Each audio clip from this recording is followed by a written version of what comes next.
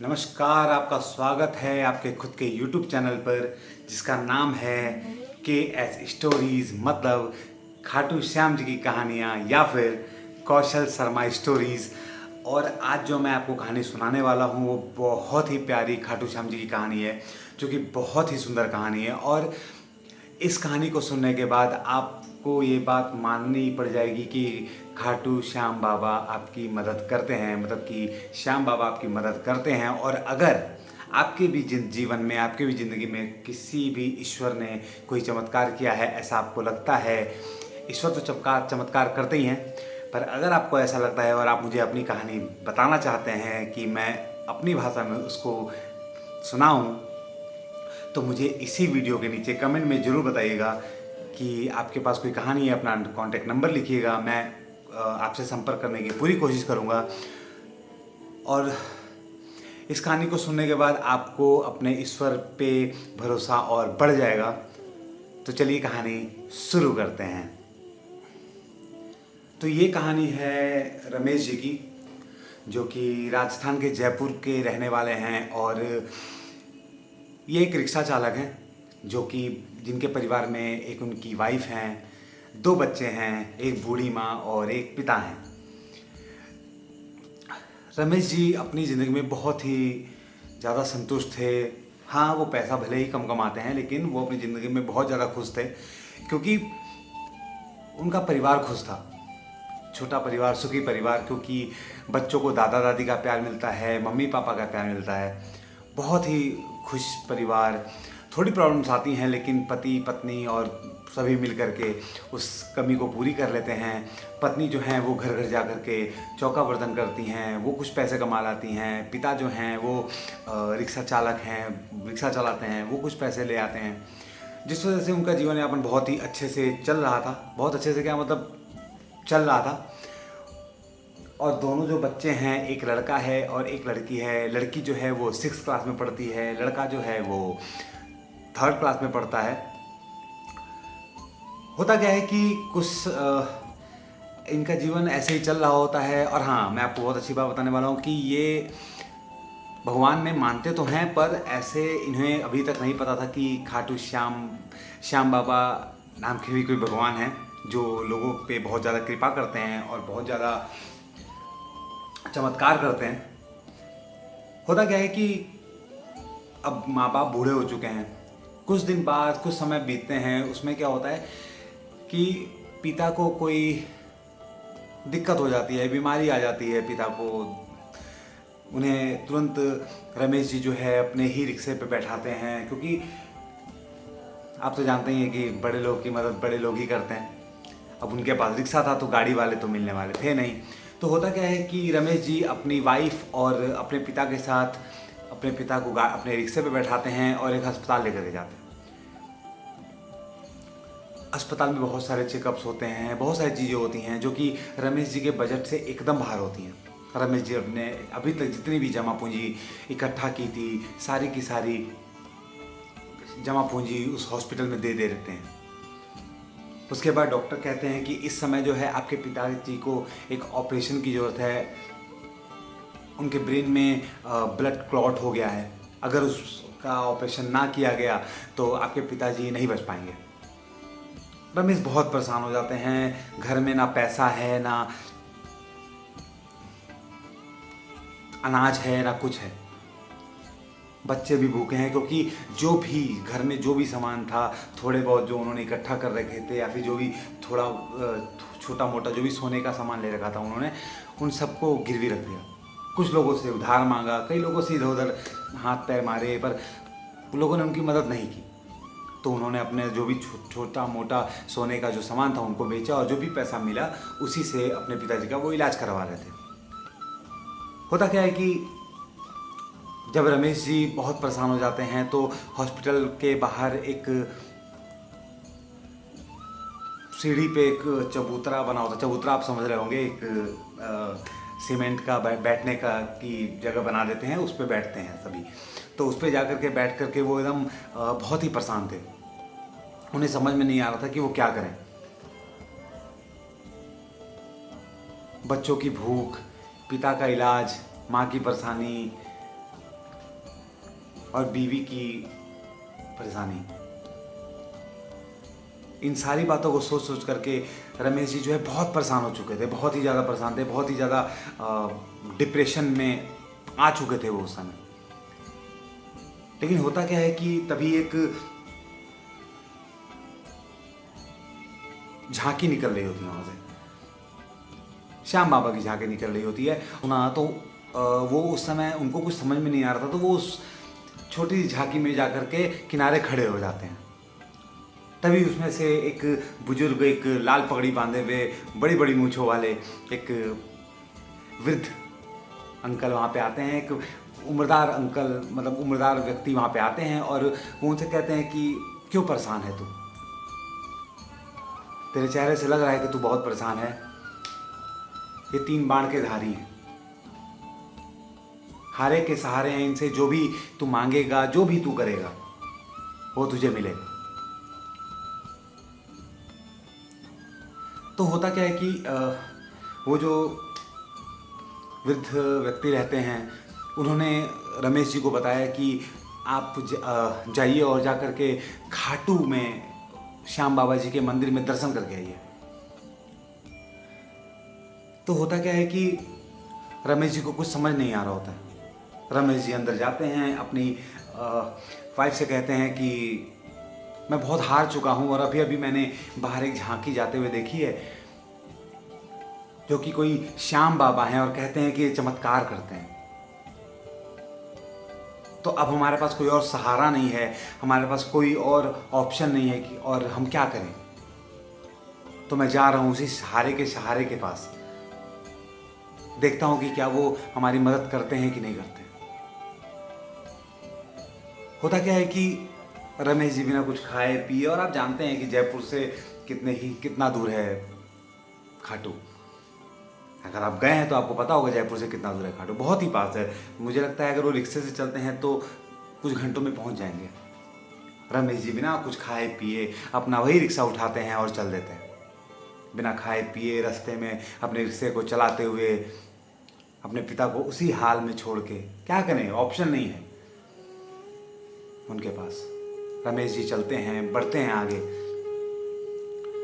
जाते रहते हैं। कुछ समय बाद वो खाटू पहुंच जाते हैं। खाटू में अपने रिक्शे को कहीं लगाते हैं, भूख से तड़प रहे होते हैं, लेकिन उन्हें अपने बच्चों का चेहरा याद आ जाता है कि मेरे बच्चे भी भूखे हैं, मेरी बीवी भी भूखी है, मेरी माँ भी भूखी है, मेरा पिता जो है वो अस्पताल में है। हमारे पास कोई ऑप्शन नहीं है इसके अलावा कि मैं बाबा से, श्याम बाबा से कुछ मांग लूँ, क्योंकि हारे के सहारे हैं। होता क्या है कि रमेश जी जाते हैं खाटू श्याम जी के दरबार में और बाबा के सामने खड़े होकर के सारी बात उनको बता देते हैं। अब ऐसा नहीं है कि वो बोल बोल के बता रहे हैं, वो मन में ही अपनी सारी बातों को बता रहे हैं, रिपीट कर रहे हैं। रिपीट करते करते उनकी आंखों से आंसू निकल जाते हैं, बहुत परेशान हो जाते हैं, रोने लगते हैं। लोग उनको देखते हैं कि एक ऐसा भक्त है जो बाबा को देख करके रो रहा है, तो लोग भी उन्हें नहीं परेशान करते, मतलब करने दो दर्शन इनको। होता है फागुन में आप जाएंगे तो बहुत भीड़ होती है वहां पे, तो आप जानते हैं क्या होता है। एक्चुअली गर्मी बहुत है तो पसीना आ रहा है, कोई बात नहीं।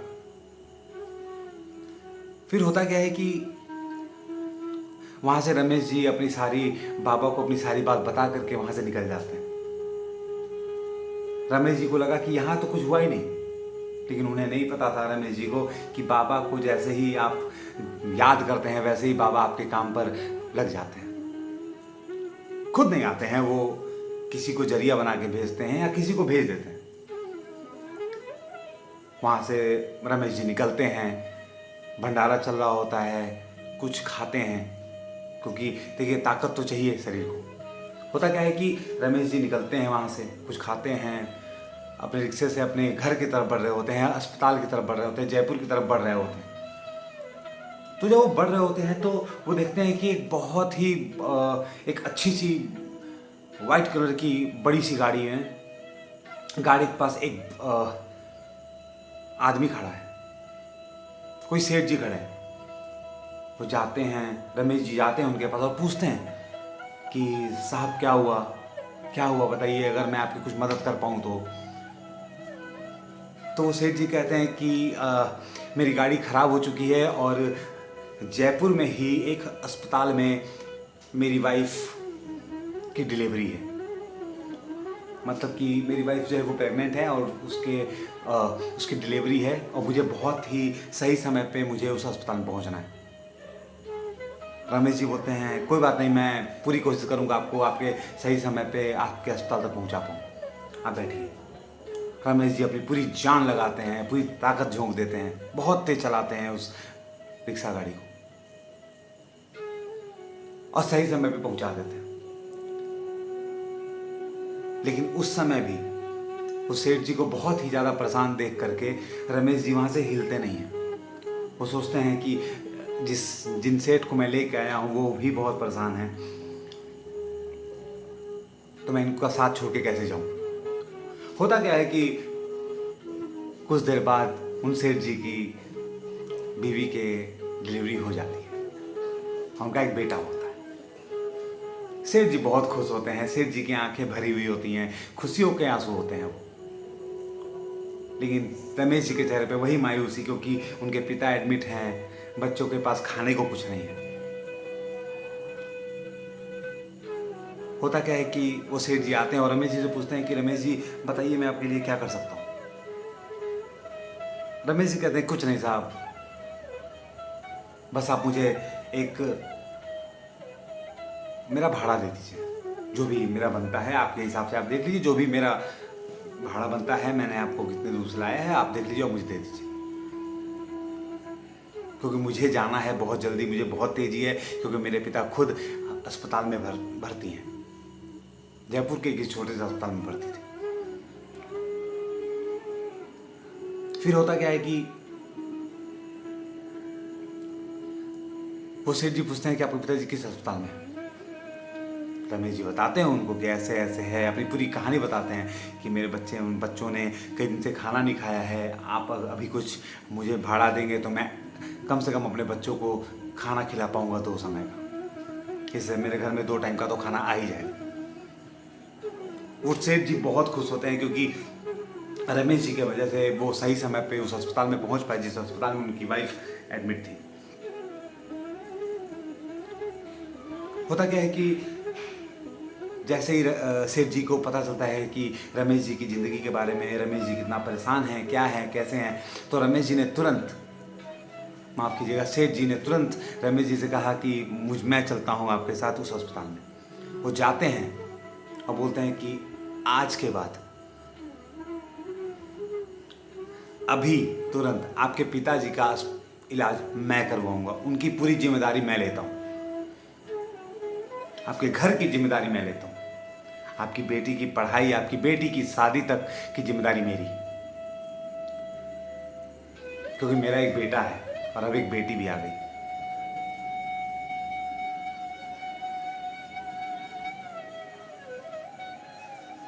रमेश जी बहुत ज़्यादा भौचक्का रह जाते हैं कि ये क्या हो रहा है, लेकिन आप तो जानते हैं श्याम बाबा खुद नहीं आते हैं, अपने किसी ऐसे को चारा बना के भेज देते हैं। होता क्या है कि उनके पिताजी का इलाज होता है, पिताजी ठीक हो जाते हैं, घर में रमेश जी के घर में अनाज आ जाते हैं, बच्चे खुश हो जाते हैं, बच्चों का पेट भर जाता है, रमेश जी का मन हल्का हो जाता है कि उनके पिताजी ठीक हो चुके हैं, उनकी माँ खुश रहती है, उनकी वाइफ बहुत खुश रहती है। उसके बाद वही सेठ जी अगले दिन वापस आते हैं रमेश जी के घर। अभी ये कहानी खत्म नहीं हुई, अभी और सुनिए। रमेश जी वापस आते हैं उसी रमेश जी के घर, सेठ जी रमेश जी के घर आते हैं और कहते हैं कि आप जब रिक्शा चलाते थे तो आप कितना महीने का कमाते थे, आप एक दिन में कितना पैसा कमा लेते थे। तो उन्होंने बताया कि कभी 300, कभी 400, कभी 500, और आप तो जानते हैं कि बड़े लोगों का तो एक बेर का होटल में जाकर के कुछ खाते हैं तो ही इतना बिल आ जाता है। तो सेठ जी कहते हैं कि आज के बाद आपकी वाइफ कहीं भी नौकरी नहीं करेंगी। वो अपने सास ससुर की सेवा करेंगी, बच्चों की पढ़ाई की और बिटिया की शादी की जिम्मेदारी मेरी हुई। और आज के बाद आप मेरी गाड़ी चलाएंगे, मतलब कि मेरी गाड़ी के ड्राइवर आप हैं। क्या आपको गाड़ी चलाने आती है? रमेश जी ने कहा हाँ आती है, क्योंकि रमेश जी भी कभी गाड़ी चलाए होंगे। तो रमेश जी ने कहा कि हाँ मुझे गाड़ी चलाने आती है। और आप सोच भी नहीं सकते हैं कि उन सेठ जी ने रमेश जी को कितनी अच्छी सैलरी दी। रमेश जी जिस पैसे को 1 साल में कमाते या 6 महीने में कमाते, उतने पैसे को उस सेठ जी ने रमेश जी को हर महीने की सैलरी देने की बात कही थी कि आपको मैं इतनी सैलरी दूंगा और आपके दोनों बच्चों की पढ़ाई की जिम्मेदारी मेरी।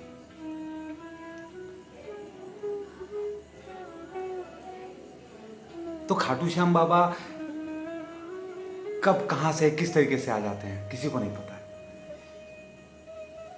चीजें ऐसी होती हैं, अगर आपको अपने भगवान के ऊपर विश्वास है तो उस विश्वास को बनाए रखिए। आज नहीं तो कल, कल नहीं तो परसों बाबा आपकी सुनेंगे जरूर। देखिए मेरी तो सुने। मैं अपनी भी कहानी बताऊंगा, थोड़ा समय है उस कहानी को लाने में। और अगर आपको ये कहानी पसंद आती है तो प्लीज़ इस वीडियो को लाइक कीजिएगा, वीडियो को सब्सक्राइब कीजिएगा, चैनल को सब्सक्राइब कीजिएगा, कमेंट कीजिएगा। और आपकी भी कोई ऐसी कहानी है जो जिसमें ईश्वर ने आप पे कृपा की है, ईश्वर का चमत्कार हुआ है आपके परिवार पे या किसी आपके दोस्त के परिवार पे, तो मुझे इस वीडियो के कमेंट में ज़रूर बताइएगा कि आपको ये वीडियो कैसी लगी। कोई कमी हो तो बताइएगा। गर्मी बहुत है, पसीना बहुत हो चुका है मुझे, एसी नहीं है मेरे घर में। तो प्लीज़ अगर वीडियो पसंद आती है तो लाइक कीजिएगा, लाइक किए बिना मत जाइएगा। मैं आपसे कह रहा हूँ प्लीज़ मेरी मदद करिए। मैं चाहता हूँ कि आप वीडियो को लाइक करिए कि और भी लोगों को, जो भी श्याम भक्त हैं, उनके पास ये कहानी पहुँचे और उनके मन में भी वापस से, अगर उनका भी मन डगमगाया है भगवान की भक्ति के ऊपर, तो वो वापस से खुल जाए। तो ऐसे ही मेरी वीडियो को देखते रहिए, बने रहिए वीडियो में। हम फिर मिलते हैं मंगलवार को। एक्चुअली बात यह है कि मैं हर मंगलवार और शनिवार को वीडियो अपलोड करता हूँ। तो अगर आपको वीडियो पसंद आती है तो प्लीज़ वीडियो को लाइक कीजिएगा, सब्सक्राइब कीजिएगा, कमेंट कीजिएगा। तो मिलते हैं अगली वीडियो में। जय श्री श्याम, नमस्कार।